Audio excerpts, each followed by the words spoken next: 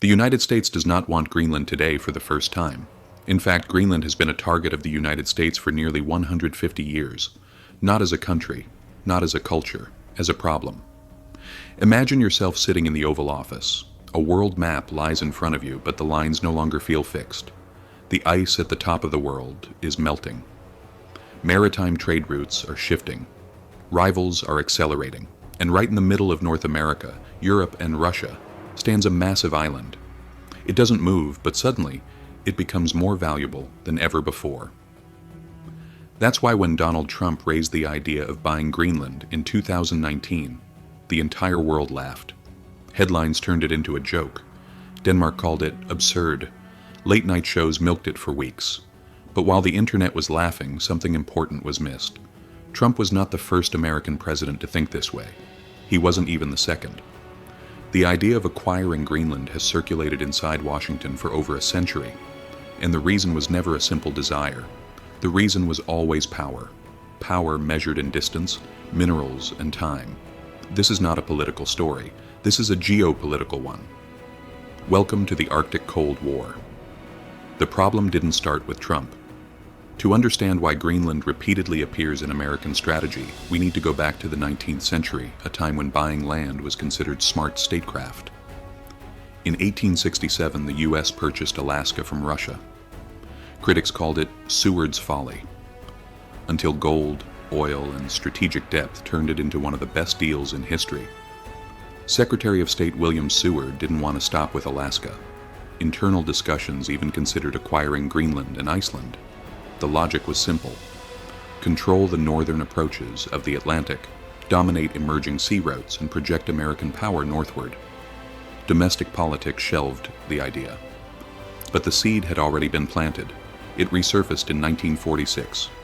World War II had ended. Europe was in ruins. The Soviets were rising. President Harry Truman understood one thing. The next war wouldn't be fought in trenches, but in the air. So Truman made Denmark an official offer. Greenland in exchange for $100 million worth of gold bars. Not bonds, not paper. Physical gold. The Joint Chiefs considered Greenland priceless for American security. Bombers flying polar routes would pass directly overhead. Without Greenland, early warning times would shrink. Cities would be exposed. Denmark refused. The U.S. never left. It adapted. A 1951 defense agreement granted America permanent military access to Greenland, a strategic foothold that still exists today. Buying failed. Leasing worked. There was precedent. In 1917, Denmark sold the Danish West Indies, today's U.S. Virgin Islands, for $25 million in gold. This wasn't a hobby. This was real history. Geography as destiny, the GIUK Gap. On a flat classroom map, Greenland looks like a frozen island. In strategic planning, it is a cornerstone. The Greenland-Iceland United Kingdom line, the GIUK Gap, is one of the most critical maritime choke points in the world. Any submarine leaving Russian Arctic bases must pass through it to reach the open Atlantic. There is no alternative route. For NATO, this corridor has been monitored for decades. Underwater sensors, patrol aircraft, satellites, acoustic networks. Greenland is the western wall of that gate. Control it, and you gain permanent forward bases for radar, aircraft, and early warning systems. An island is an unsinkable ship. Ships can sink, land cannot. In military strategy, distance equals reaction time. Reaction time saves lives. A missile launched from Moscow to Washington travels roughly 8,000 kilometers. The distance from northern Greenland to Moscow is less than half that. That's why Greenland is more than just land. That's why this line is active again. Russian submarines have not been this quiet, capable, or persistent since the Cold War. From Washington's perspective, owning Greenland wouldn't just simplify diplomacy. It would permanently reinforce the northern defense line. China enters the scene. Greenland today is autonomous but economically fragile. Its population is just over 56,000 smaller than a sold-out stadium. Independence is popular as an idea, but independence is expensive. And when small governments need infrastructure, they look for investors. China specializes in investing. From Sri Lankan ports to overseas bases in Djibouti, the pattern is familiar. Infrastructure financing becomes strategic leverage. Dual-use ports, airports, logistics hubs. U.S. defense planners worry about a future where Chinese capital quietly establishes operational influence in Greenland, not through conquest, but through contracts. If that happens, securing the GIUK Gap becomes far more difficult. Trump's tone was different, but the strategic logic beneath it wasn't irrational. Buying Greenland was, on paper, a crude attempt to block long-term Arctic infiltration. Greenland isn't just ice, it's a resource vault. As the ice retreats, geological surveys confirm vast deposits of rare earth elements, critical components of modern technology, electric vehicles, wind turbines, radar systems, missiles, satellites. China controls 80 to 90% of global rare earth processing capacity. Even when mined elsewhere, most are refined in China. If exports are restricted, Western production, especially defense, takes an immediate hit. Greenland is one of the largest potential diversification paths outside China. Sites like Kvanefjeld in the south rank among the largest undeveloped reserves beyond Chinese control. The troubling part? Chinese companies already hold stakes in projects tied to these resources. Washington doesn't see ice.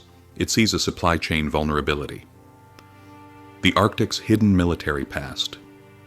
In 1959, the USA Army built Camp Century beneath Greenland's ice sheet. Officially, it was a research station.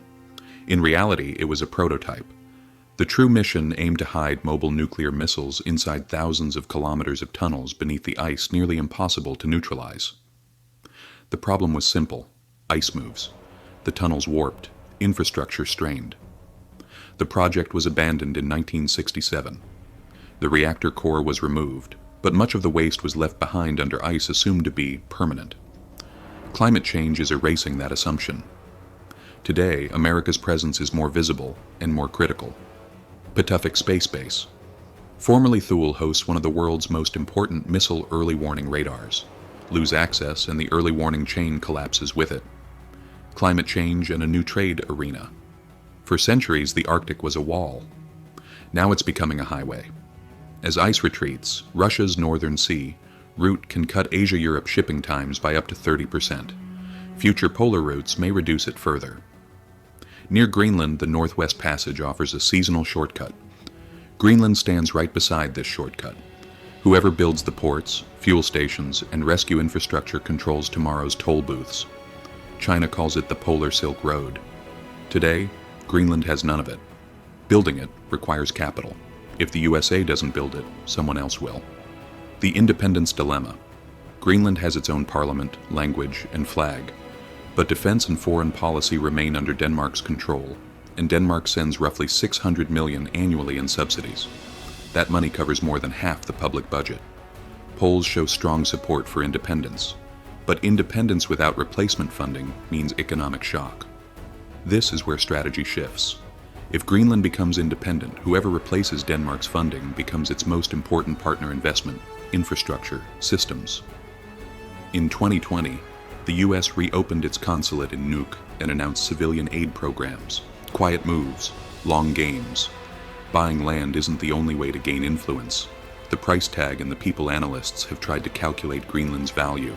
Estimates range from $200 billion to over $1 trillion. But spreadsheets miss something. You're not buying land, you're inheriting lives. There are no roads connecting towns in Greenland. Everything moves by air or sea. Infrastructure upgrades would cost trillions over decades, and history casts a shadow.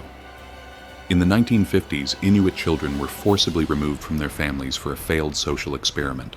Suicide rates remain among the highest in the world. As ice melts, traditional ways of life collapse. Sled dogs, once essential for survival, are disappearing.